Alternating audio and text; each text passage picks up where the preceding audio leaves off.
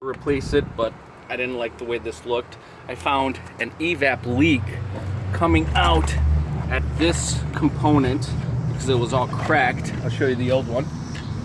This is the old one. We used a smoke machine, and what we found was there was smoke coming up at the seal, but this was all cracked. And if you actually take this and you blow and hold this, you probably can't hear that, but there's air escaping. New one, nothing. It's probably because you were So basically this was cracked. We tried to epoxy it, but that was just a temporary fix while we got this part. But it's actually at the connector that it's leaking through inside. Is this still recording, dude? Yeah. All right, well then zoom out. You don't have to zoom in. Anyways, this was like 27 bucks on Rock Auto or something. Charcoal canister was like 50 bucks on Rock Auto. It's not worth it.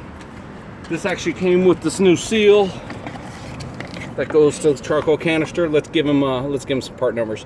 LDP14 is this valve. It's called a pump, believe it or not, an evap pump. Now this, according to Rock Auto, there's two different size gas tanks. And what you're going to want to notice is you're going to want to notice whatever this number is. 780 AB is what I had, and turns out I think I got the 25-gallon gas tank. There's an 18-gallon gas tank, and supposedly it's different. I removed the bracket in order to remove this for two reasons. A, you got to take this and you got to bend it up. This is bent down. After this thing clicks in, gets pushed in and clicks in, you bend that down to keep this thing from sliding out. Because this thing slides out. On the other side it clips. Hold on, let's see this. See if we could get this back on. Here we go. Have your viewers look. Okay, so this slides on. And the other one slid off, but I unbent this with a little crowbar. One of those. Hand me one of those real quick. All right. I unbent this gently because I didn't want to crack the old one by pushing up. However, there was so much rust over here that this thing would not slide out. So we ended up doing is we took a wire brush and it actually cut into the plastic, but that made it easier to remove it. And then we cleaned this up, and now we're gonna bend this down so that will actually keep that from sliding. This charcoal canister won't slide off now. We'll install this in part 2. But I guess what we wanted to show you is these nuts are a pain in the butt to remove.